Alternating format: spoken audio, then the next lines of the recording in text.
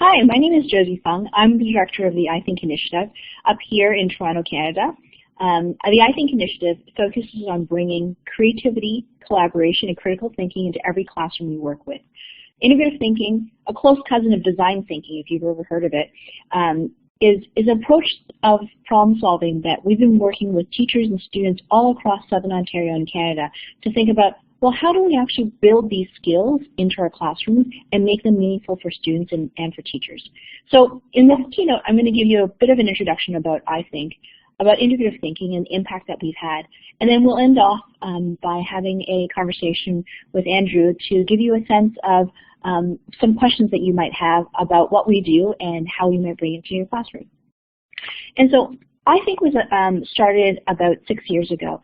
And our focus over the last 6 years has first to take a management theory called integrative thinking that was originally designed for leadership to say, could this actually make shifts in the classroom? Could this actually be something that could be taught all the way from kindergarten all the way to grade 12?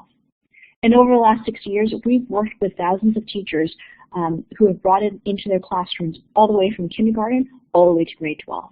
And in our work, we lead professional learning for teachers, but we also work with students as well as help different ministries of education design curriculum that helps shift how educators think about what their classrooms look like and what's possible in their classroom. And so often what the question we first get is, so education is something that has been set with us with regards to curriculum and the constraints that we have. Often we feel like we have so much we want to be able to accomplish in the classroom, but there never seems enough time. And what we say to that with, I think, is that we say, the question we really should be asking ourselves is, not what does education look like, but what skills will kids need for success 20 years or more from now? We're really starting to think about, what does the future look like? What will it look like when everything is internet enabled? All the information that we could ever want at our fingertips are actually at our fingertips. And so as a result, that also helps us ask the question, well, what will schools look like in a world where it's not just about knowing knowledge and having knowledge or learning from books, but actually how do we learn from the world around us to build that as a part of the way we think about education and the way we think about learning. One of the things that guides the questions that I think a lot about is, what skills will our students need? And I just want to give you a few key facts that were really startling to me when I learned about them. So the World Economic Forum did some surveys of employers and some working with some futurists to identify, well, what real skills students need in the future. And what was incredibly surprising is there's going to be a shift even in the next 3 or 4 years. Apparently, according to their research, 35% of core skills necessary for the workforce, for the jobs that are going to be out there in 5 years from now, will change between 2015 and 2020. 65% of children entering primary school today will ultimately end up working in a completely new job type that doesn't yet exist, which is absolutely amazing. So the students who you have in grade 2, 3, and 4, over half of them will have job descriptions and job types that don't even exist today, that we don't even have words today. So the question we ask ourselves is, if this is the context that we're providing education for, and this is the context that we're trying to help students see the possibilities of what's possible in the future, what will we actually be teaching them? What should we be teaching them? From the work of the World Economic Forum and the OECD, one of the things that we've identified is that one of the key things is thinking about 21st century skills. And the 21st century skills have many different definitions, but I particularly like this one because I think it addresses 3 key streams of different types of skills and qualities that we all build as educators. One, we need foundational literacies. We need things, students need to be able to read, write, have scientific literacy, financial literacy, cultural literacy.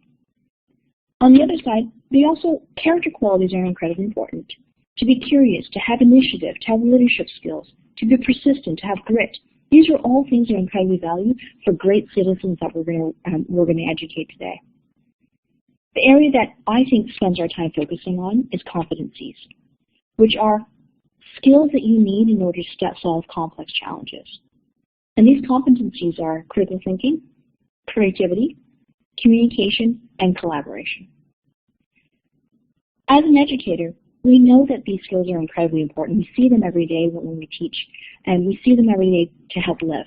But the question is, what does it actually look like to shift your classroom not so that it's focused on content, but actually focused around building these competencies? What does a classroom look like when you're shifting away from simply asking simple problems to actually asking really complex problems, where these skills of critical thinking, creativity, communication, collaboration become front and center and the core things of which you need to focus on? So this is the context that integrative thinking comes in. For us, when it comes to integrative thinking and it comes to problem solving, the first thing we need to understand is that there isn't one kind of problem. There are many different types of problems in the world. And if I were to characterize to two very broad categories of problems, I would say that there is a simple problem versus a wicked problem. A simple problem is a problem that has a finite answer.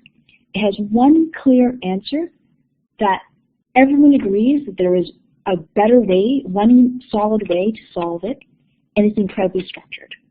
So when we look at the problem, like the problem that you see on your left here, when you look at the problem, you say, I know how to solve this. There's a process of which I can be taught in order to how to solve this. On the other side of it is wicked problems. Wicked problems are by definition messy. Wicked problems are problems that are ill-defined and often shift as we're thinking about the problem itself. So, for example, the picture there is about a challenge around infant malnutrition.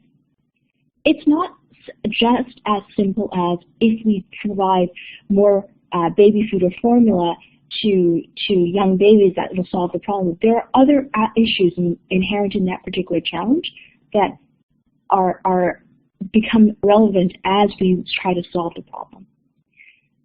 The biggest defining factor of wicked problems is the fact that as we're solving the problem, we realize the problem itself changes. As the problem changes, it means that there are many possible answers, and even experts don't often agree about how to solve that particular problem.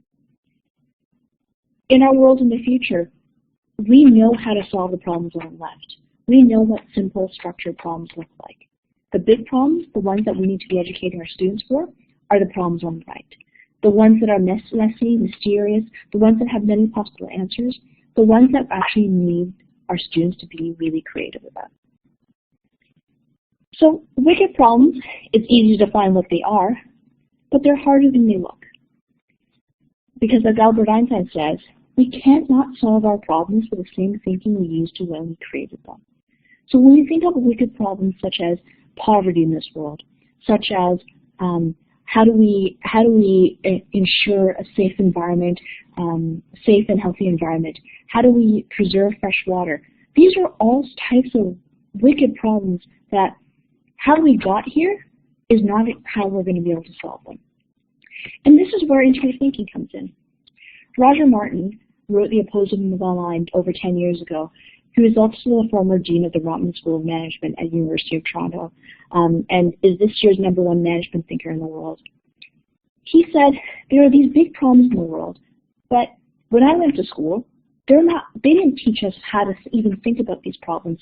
How might we actually think about solving these problems in such a way that actually takes the dynamics of the problem as a part of it? And so what Roger Martin did was he actually went out and spoke with a bunch of different leaders in all sorts of different industries. Everyone from Michael Dell and thinking about technology to people who were working in the pharmaceutical industry, for people working in the entertainment industry. Because what he noticed was that these leaders who were making groundbreaking changes in their industry, in their specialization, he recognized that they weren't doing what everybody else was doing. They weren't simply just taking a problem at its face and saying, oh, I'll apply the thinking that I had before to solve that problem. What he noticed was that these thinkers actually used something very different. They used tension.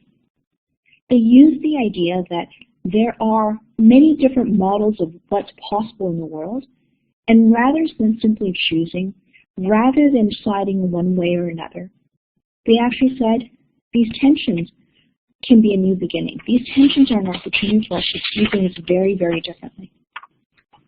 And so our work at I Think has been to say, if there's a theory about integrative thinking that says our job isn't to choose between two opposing models, but actually to draw the best from each and create a new possibility, what might that look like? What might that look like to have our students solve some of the most challenging problems in our communities so that they can help move their thinking forward and move their perspectives forward?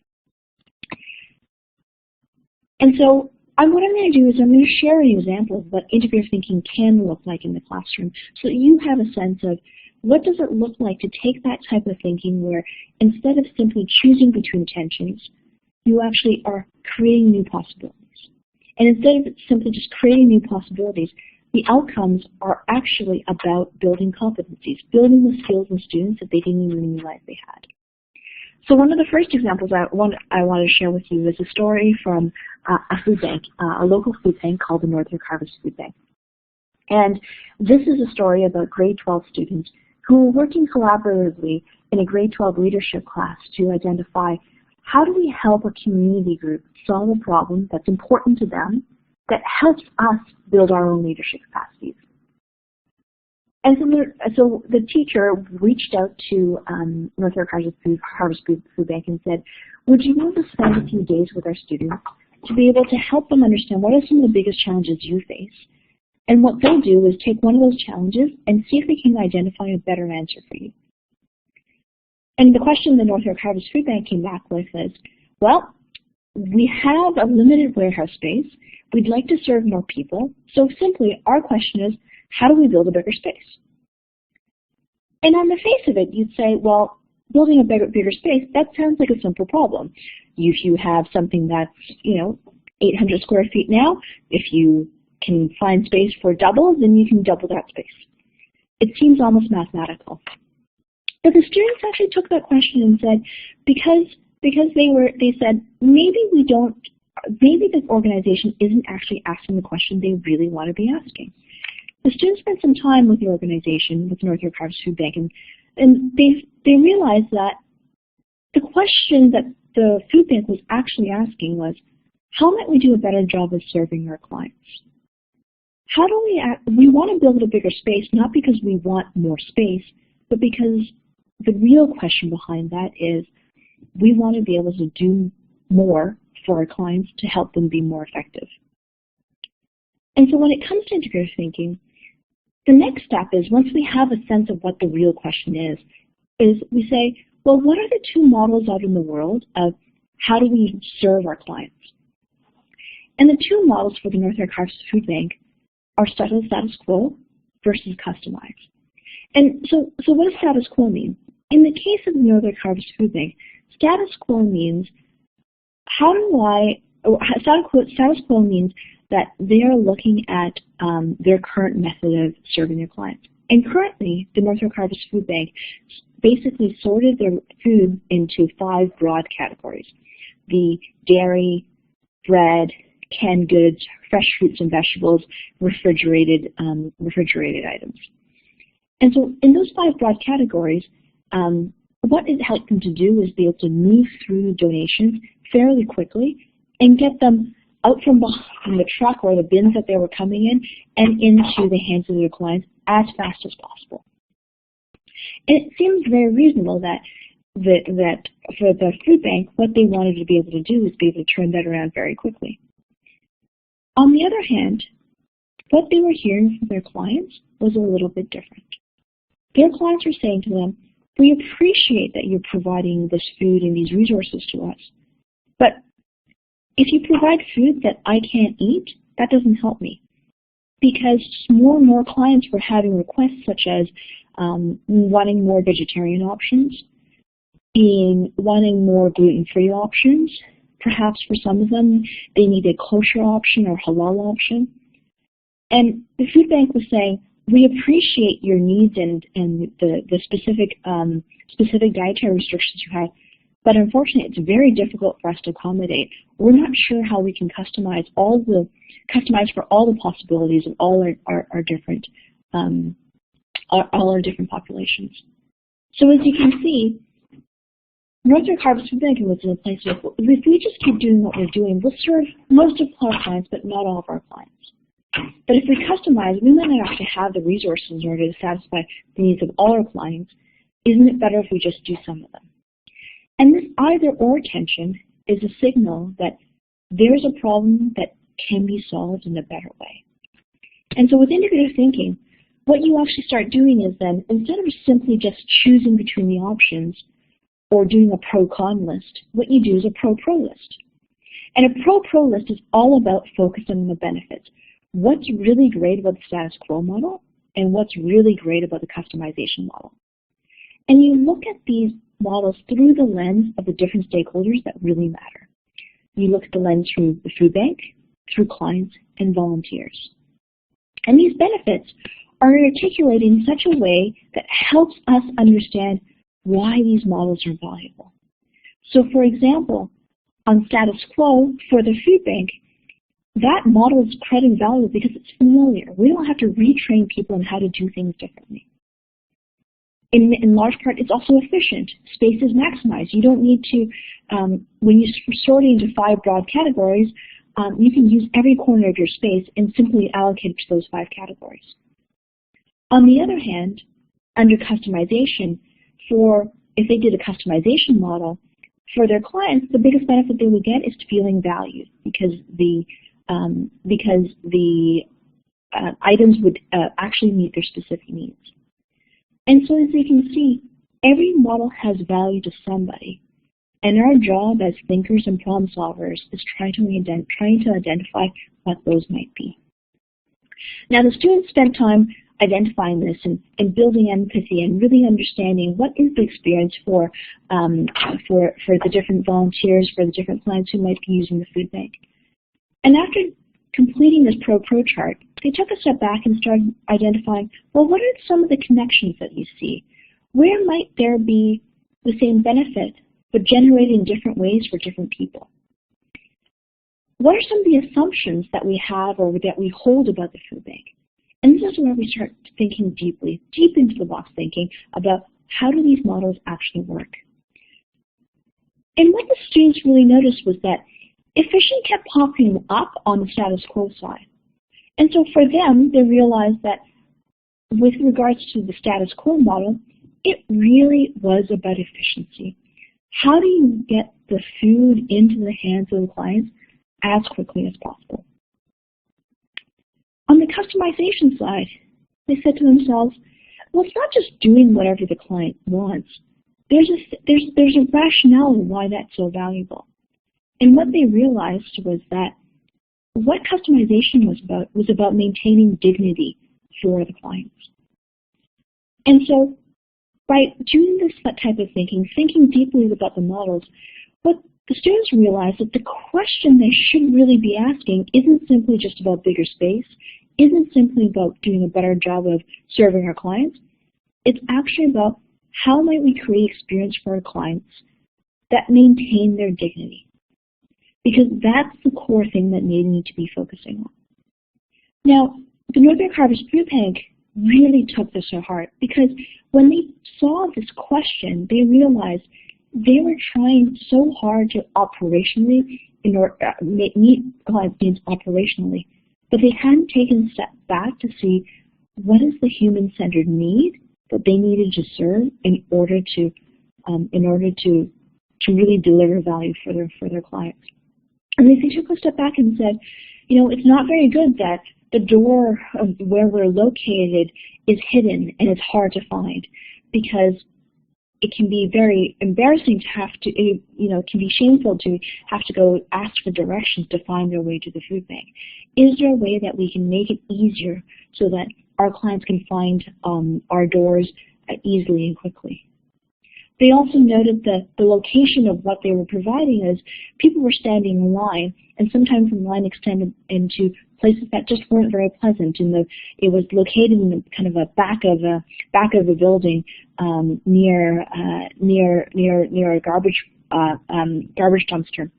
And so they said, how do we ensure that we don't send any messages to our clients that we don't value them? And so it's thinking like this that helps us reframe what's possible and what's really valuable about the problem itself. And it's through these experiences that what we're seeing is that students actually start developing some of the competencies and some of the perspectives that we haven't seen before. So what I'm going to do now is actually share with you a few stories of what students have experienced as a result of exploring integrative thinking in their classroom. This is a story of Jabril. Jabril was actually in the grade 12 class who was a part of the North York Harvest Food Bank Challenge. And this is what Jabril says about his experience with thinking as a result of exploring integrative thinking. Before I was one of those guys, like when I came up with one idea, like one conclusion, I'll just stick with it. I was just too stubborn to change it. That's the answer, and I'm sticking with it. Now, I'll double check and make sure that I can make it better, make sure that my final answer is correct. And when I read my short answers, like I write with pencil, so I just write something that first comes to mind, and then I read it over again. And it just continues flowing, like I expand and I erase, and my answers just keep getting better and better throughout. I used to write everything with pen before, but I started writing in pencil. And so this small shift in perspective, and it seems relatively small, to go from writing with pen to writing with pencil. But the signal of how Jabril is thinking that his answers, his work, is not about getting the right answer the first time, but it's about iterating, it's about exploring possibilities. It's about collaborating with others to build a better, ever better answer. And that's the type of problem solving, the problem solver we need to be able to solve these bigger problems in the future that are yet to be defined. Here's another story of Josh. Josh is a grade 12 student who's in the picture you see here, standing with Roger. He was doing a presentation to Roger about some of the work that they had done. And for Josh, this is the biggest takeaway he had. He was one of those guys who thought of himself as a natural leader, that his job was to run the show. And here's what he says: integrative thinking taught me to think more deeply. If you can only have a right answer or a wrong answer, and if one person knows the right answer and the other person also knows the right answer, then what distinguishes them? Nothing. They have the same answer. But if you can ask an open-ended question, what do you think about this? They're going to say that. And not only will they both well, hopefully they'll have a different point of view, they'll learn from each other. So instead of saying, well, you knew that and so did you, congratulations, you could say, you knew something like this and you knew something like that, and you were able to learn from each other. It's like a complex domino in a sense that you go to teach this person, they go to teach somebody else, and you could learn from them as well. So once you start the fire, there's no way to stop it. So imagine that.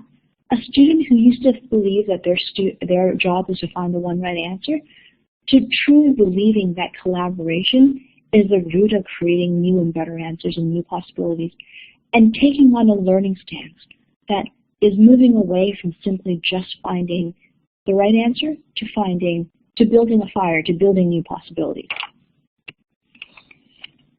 From teachers' perspectives, this is what we've heard from teachers about what integrative thinking can offer. Maria Gonzalez was a huge proponent of using debate and using model UN structures in order to create a creative dynamic in her classroom. And what she says is what integrative thinking offers is an approach to problem solving that instead of getting overwhelmed by the complexity of the issue, is hopeful of what is possible.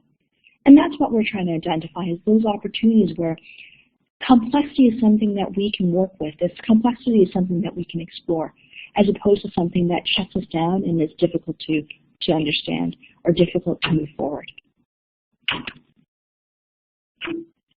And the last quote I'm going to share with you is a quote from a teacher that we've worked with who teaches grade 1. And as a grade 1 teacher, she was incredibly focused on thinking that her job was to help 6- and 7-year-olds to teach them the basic facts. And this is what she says: I had a very fixed mindset about teaching students, especially in grade 1. They're 6, 7 years old. You just have to teach them basic facts. You repeat it, and repeat it. What the Pro chart showed me is that they're able to think on their own. They're able to come up with the ideas and the solutions.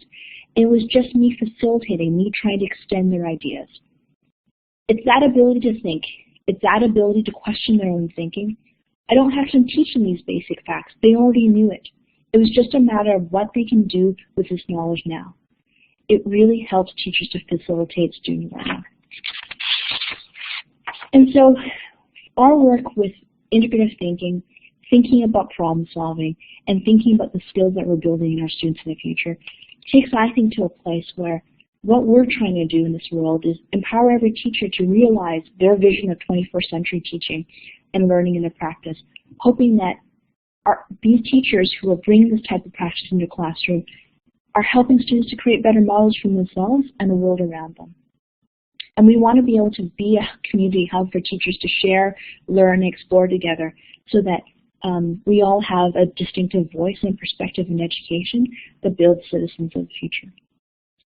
So I'm going to pause here in the keynote, and we're going to continue on to have a short discussion with Andrew to talk a little bit about some of the questions that you might have about integrative thinking and the work that I think does. Thank you very much.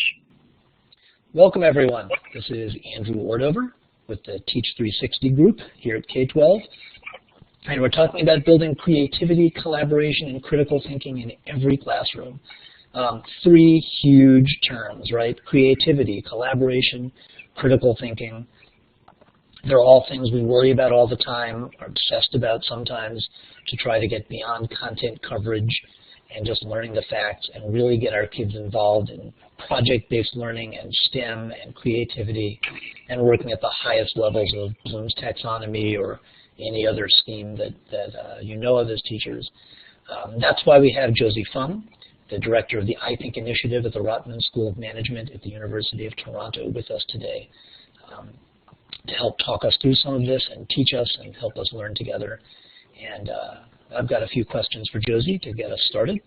So Josie, first of all, focusing on the teachers who are here with us today, how can our K-12 teachers integrate complex problem solving into their lessons when they already feel pressed for time covering so much material in their curriculum?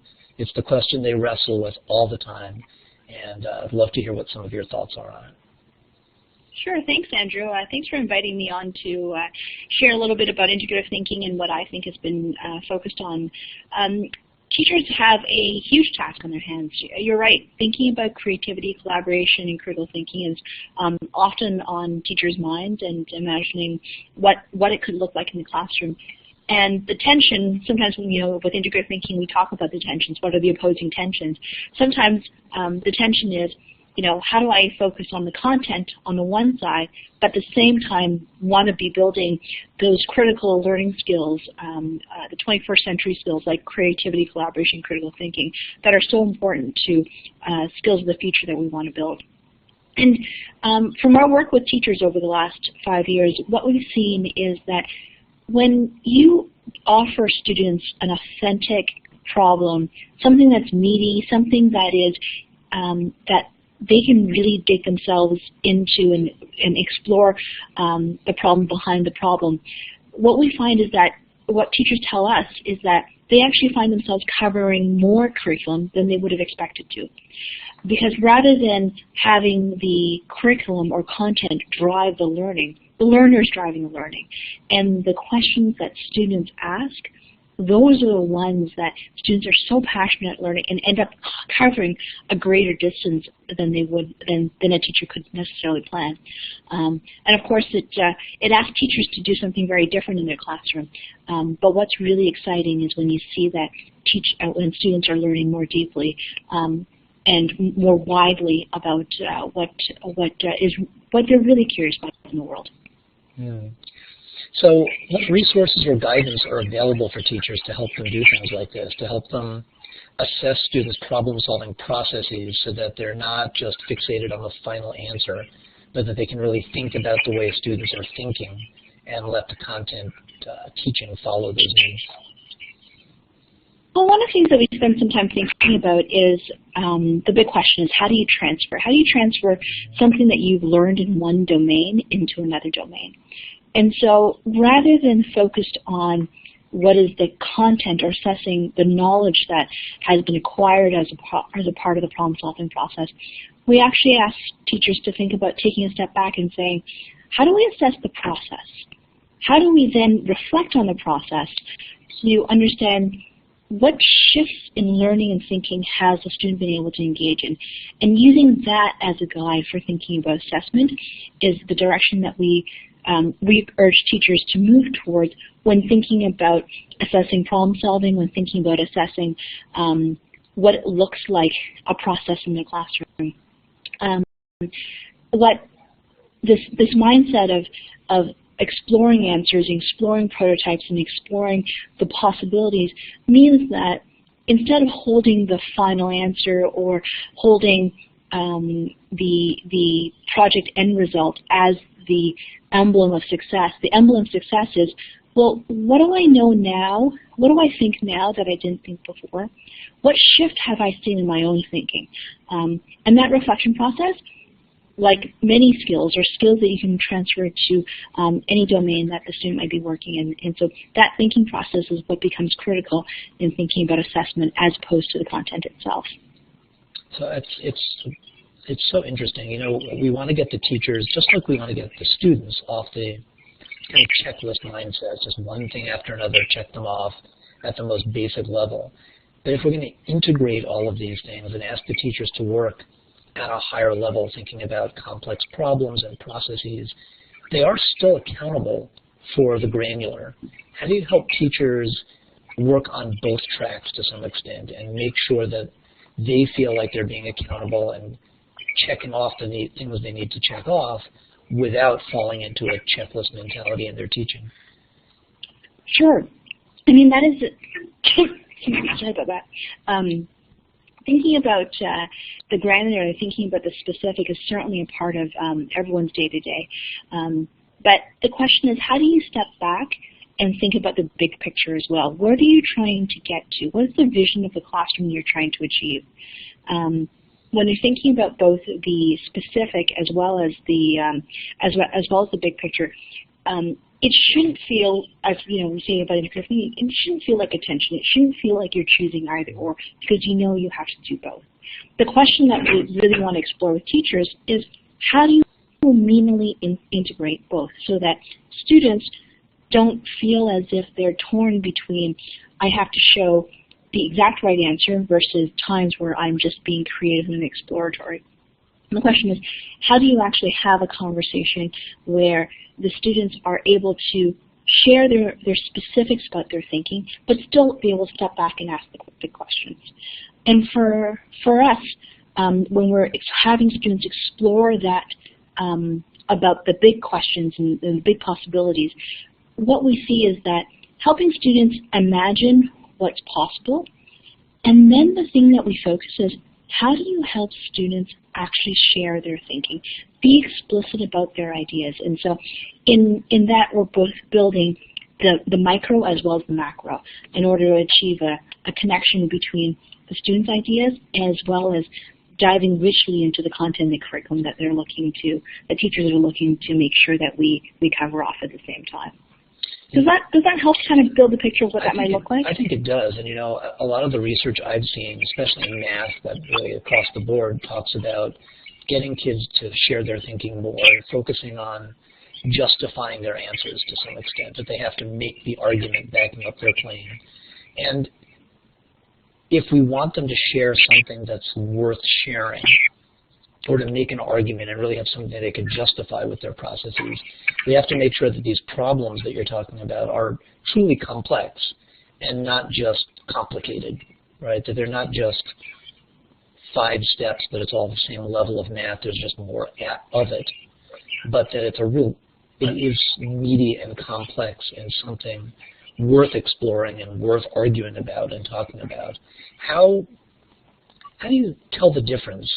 How do we help teachers understand whether they're working with something that is genuinely complex or it's just complicated?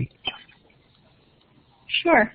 Well, we have a couple of rule of thumbs that we try to encourage teachers to think about when we're thinking about complex versus complicated. When we think complicated is often the way we associate is multiple steps. You know what the steps are, but you may not know what order the steps happen in or how many steps might be involved, or there's just a sheer number of steps that are involved. Whereas complex, you're asking a slightly different question. With complex questions and complex problem solving, there is no agreed upon answer. It's not the type of question that you would be able to go on the internet and someone definitively tell you, well, here's how you find the answer. And so by asking ourselves the bigger question of, if there is no right answer for this, could we all engage in the creativity of exploring what answer might be or what it could be? So that's kind of one rule of thumb.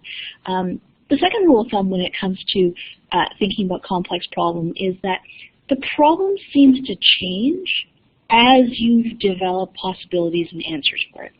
So what I mean by that is that, for example, one of the examples that I shared in the preceding webinar was thinking about food scarcity and when you're working with a food bank, you're often asking the question, well, how do we solve food poverty in our community?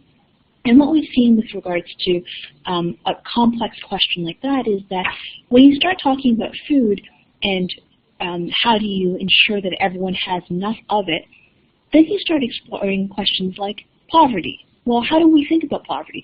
And then it stems to the question, well, we have in some communities we may have an issue with homelessness.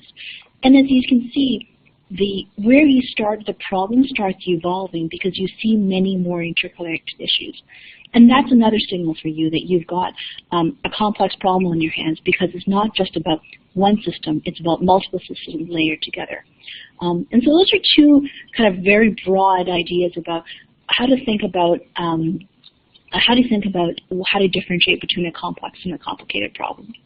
You know, it's so interesting because in kind of classic teacher training, brick and mortar classrooms, I think teachers get the messaging that if a line of discourse in the classroom wanders off the tangent or wanders into weird tangents, then they've done their job wrong, right? They're supposed to control the conversation because there's a very clear end point they're going to, and if they let the kids' creativity or questioning pull them somewhere, exactly as you're saying, that the question morphs and changes and evolves, that's a bad thing.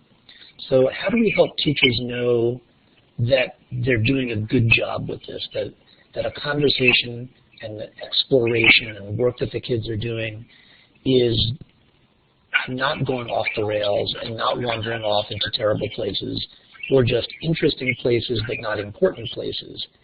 It really is changing their culture to a large degree and changing what a lot of teachers learned about, I'm doing a good job or I've lost control of the classroom. How do they know they're coming out of all of this doing the right thing?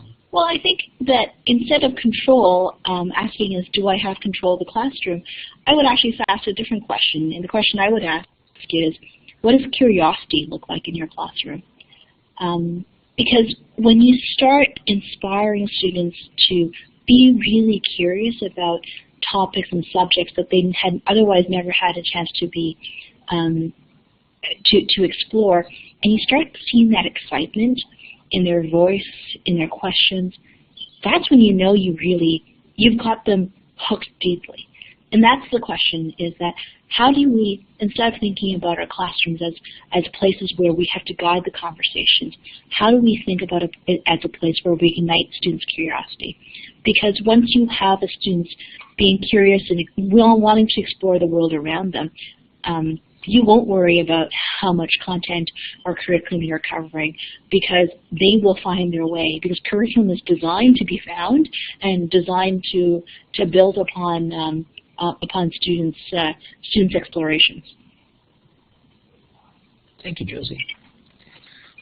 Well, that's all exciting, and I hope this is giving our teachers a lot to chew on and explore, and maybe give them a headache and make them think differently about things, all in the best ways. So thank you for being with us today. You're very welcome, Andrew, and often teachers come out of our workshops saying that their heads feel a little bit woolly because they've been thinking a lot.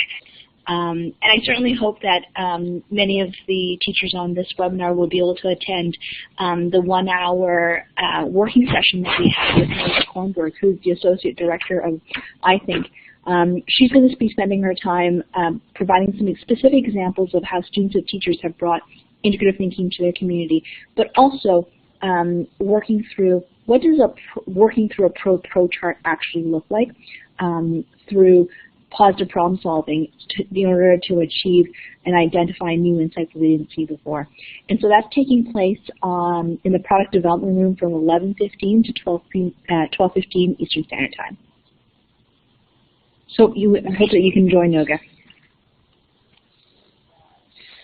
Well, thank you again, and it's an exciting day for all of us, and I can't wait to hear teachers' reactions when we come out on the other end of it. So thank you. Looking forward to it.